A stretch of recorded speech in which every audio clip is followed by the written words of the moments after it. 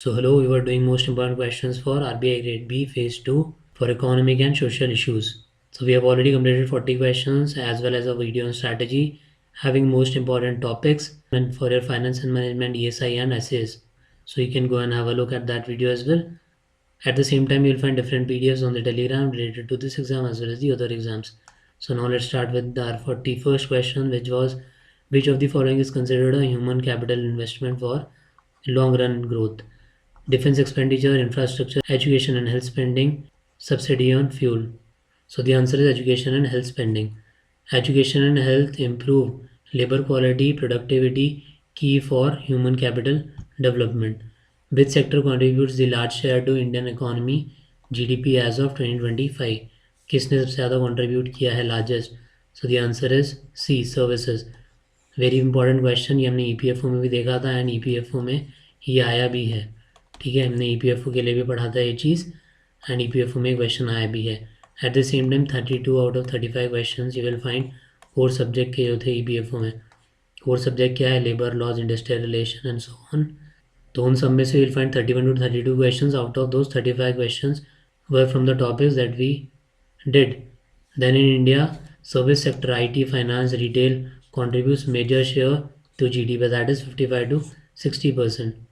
Then what is liquidity coverage ratio, that is LCR, intended to measure long-term solvency of banks, short-term liquidity resilience under stress, capital adequacy or credit deposit ratio. So the answer is B, that is short-term liquidity resilience under stress. LCR ensures banks have enough high-quality liquid assets to meet short-term outflows. Which of the following is not likely to be classified as a core inflation component?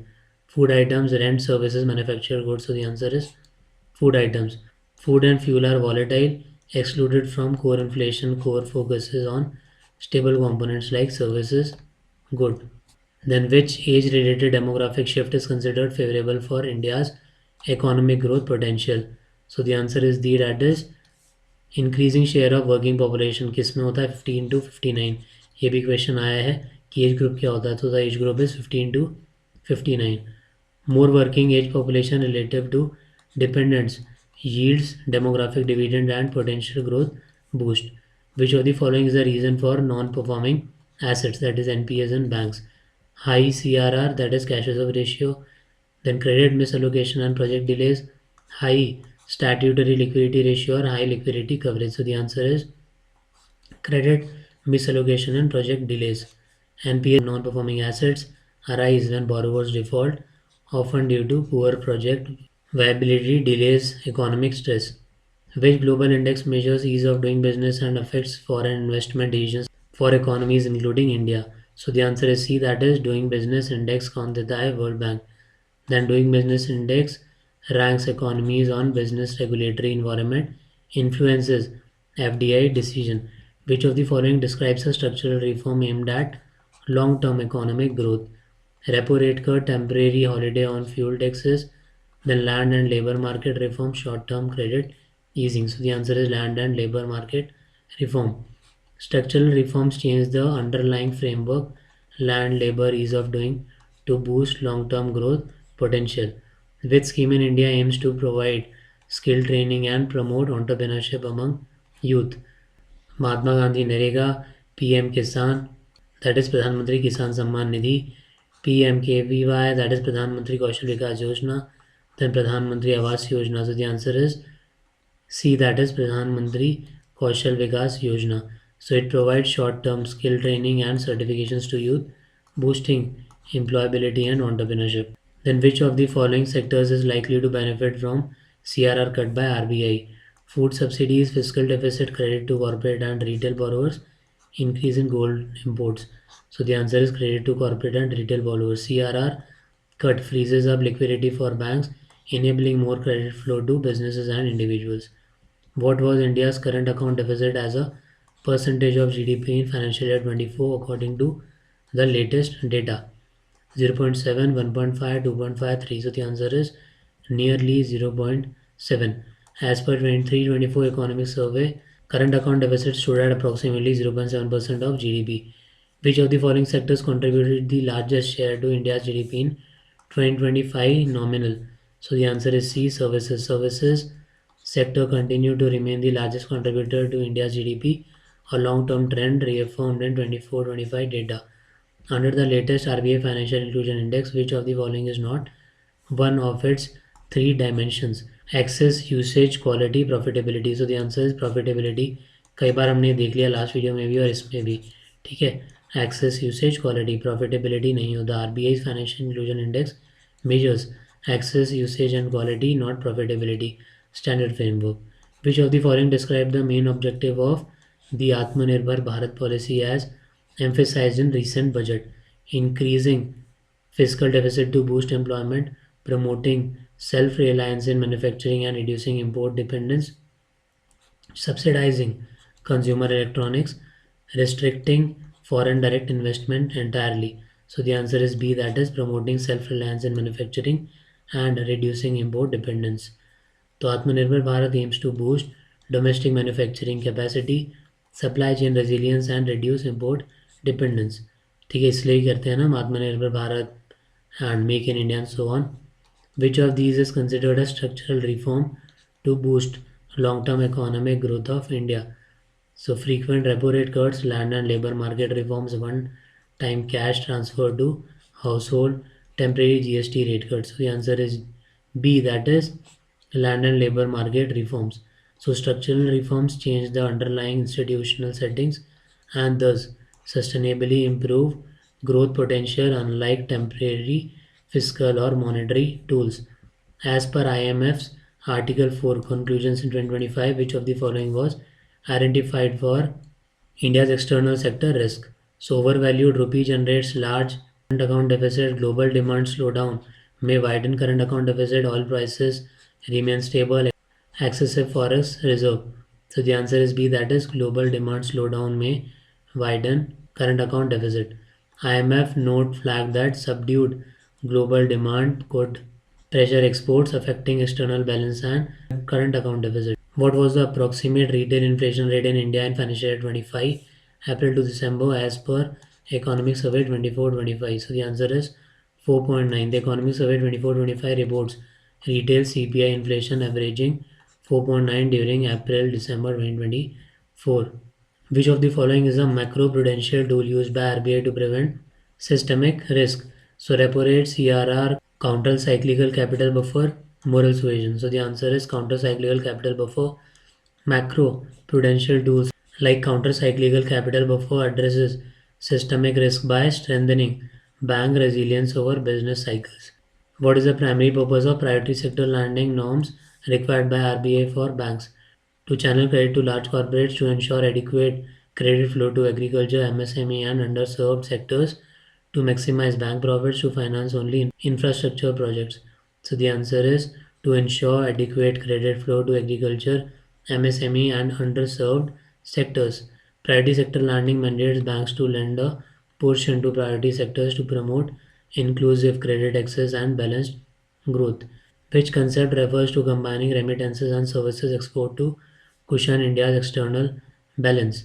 Twin deficit, invisible surplus, invisible receipt surplus, forex buffer. So the answer is invisible receipts surplus. India's strong services export plus remittances, both invisibles, help offset merchandise trade deficit, leading to invisible receipts surplus. Then which fiscal indicator directly measures government borrowing requirements excluding interest payments? So the answer is primary deficit. Primary deficit is fiscal deficit minus interest payments, indicates structural borrowing needs excluding debt servicing. Which among the following best defines human capital investment? So government spending on defense, infrastructure spending on roads, public education and health expenditure, subsidies on fuel. So the answer is C, that is public education and health expenditure. Education and health improve population productivity, thus classified under human capital investment. Which sector's growth is most sensitive to changes in interest rate and liquidity in India's GDP composition? Agriculture, service, industry, manufacturing, mining. So the answer is industry, manufacturing. ठीक है. Which sector growth is most sensitive to changes in interest rates and liquidity in India's GDP composition? Sensitive. So industry and manufacturing. Manufacturing infrastructure responds significantly to cost of finance, interest rates and credit availability. So sensitive to monetary policy. तो changes आएंगे उसमें अगर changes होगा कुछ monetary policy में. Which of the following is not typically considered when computing gross domestic product by expenditure method? Consumption expenditure, net exports, government final consumption, bank deposit increase. So the answer is D, that is bank deposit increase नहीं use होता है. Bank deposits are financial flow not final good services. Consumption investment not part of GDP calculation. इसमें बोला है bye expenditure method. ठीक है, different चीज़ों पे निकलती है, factor cost, market price and so on. So expenditure method के हिसाब से क्या चीज़ नहीं होगा? Bank deposit increase. What is moral suasion as used by RBI? We have done this multiple times and हमने जब स्ट्रैटेजी वाला वीडियो किया उसमें भी we have discussed about moral suasioning. क्या है ये? क्वांटिटेटिव है, क्वालिटेटिव है? तो हमने पढ़ा था क्या है?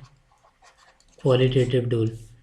सो a quantitative policy tool to control interest rates. गलत हो गया. Informal persuasion by RBI to banks to influence credit behavior. Right. So this is our answer. Informal persuasion by RBI to banks to influence credit behavior.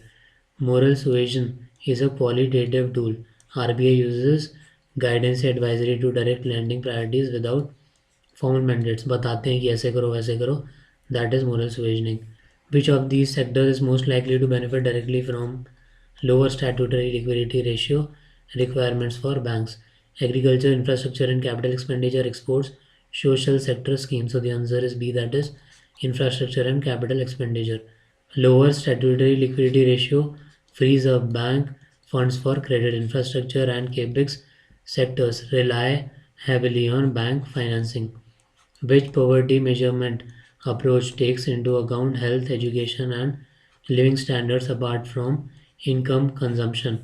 So, A, headcount ratio, poverty gap index, multi-dimensional poverty index, or Gini coefficient. So, the answer is C, that is multi-dimensional poverty index. Now, MPI assesses multiple dimensions, health, education, living standards beyond income, gives a broader measure of poverty. तो ज़्यादा चीज़ें होंगी तो broad way में you can tell कि whether it's good or not. So there are a lot of factors. Which term describes simultaneous existence of high inflation and high unemployment? So recession, stagnation, demand pull inflation, cost push inflation. So answer is stagflation. Stagflation refers to economic stagnation plus high inflation, challenging for monetary and fiscal policy makers. So stagnation plus high inflation से मिलके क्या बन गया? Stagflation. Then which among the following contributes to India's service sector export dominance? So the answer is what? C, that is IT and ITES and professional services export. India's strong IT and services export drives the service sector's weight in GDP and external earnings. You can see a lot of companies are there जो बाहर के लिए programmes बनाती हैं, काम करती हैं, outsource करती हैं. Which of the following is used to measure overall price level changes in India for inflation targeting? Wholesale price index only, consumer price index combined, GDP deflator only, PPI only. So the answer is CPI, that is consumer price index combined. So RBI uses CPI combined including food fuel core as main inflation measure for monetary policy decision. Which of the following describes crowding in effect in economics? So the answer is C, that is government spending encourages private investment.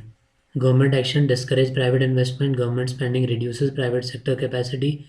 Government spending encourages private investment. Government borrowing reduces private credit availability. So the answer is C, that is government spending encourages private investment. Crowding in occurs when public investment improves infrastructure or demand, thereby encouraging private sector investment. Then which classification would a loan to a micro enterprise under priority sector lending norms fall in? Consumer real estate loan, non-performing loan, priority sector lending या retail loan category. So the answer is PSL, that is priority sector lending. Micro enterprises, small businesses are explicitly included under priority sector lending to receive mandated portion of bank credit. Which macroeconomic indicator captures economy's overall output gap and help assess inflation pressures? consumer confidence index, output gap, potential output gap, current account balance, fiscal deficit, percent. So the answer is output gap, potential output gap. Output gap difference between actual and potential output signals demand side pressures, helps forecast inflation. Then which of the following factors is not likely to reduce food price volatility in India? Improved storage and cold chain infrastructure, efficient supply chain and logistics, RBI interest rate hike, or increase in domestic food grain production. So the answer is C, that is RBI interest rate hike. Interest rate changes don't address supply side issues like storage or production, hence not directly reducing food price volatility. Which body publishes the Periodic Financial Stability Report FSR of India? Ministry of Finance, Reserve Bank of India, Securities and Exchange Board of India, that is SEBI, then Ministry of Statistics Program and Implementation. The Reserve Bank of India is the right answer. RBI publishes the FSR, that is Financial Stability Report, periodically to assess systematic risk, banking stability and macro financial vulnerabilities. Now one descriptive question for you. Explain the channels of monetary policy transmission in India and discuss why transmission has been uneven in recent years. So this question is very important. So in the next we'll take 100 such questions. I'll give you the questions and in the comment you can give your answers. That all of that can be written and I'll also provide you with the answers in the comment for the questions that we'll be discussing in the next. So PDFs will be available in the Telegram related to different exams, current affairs, reasoning, English and so on. So you can join the Telegram channel. If you are unable to find it, then do let me know. I'll provide you with the link. And that's it in this. All the very best and thank you.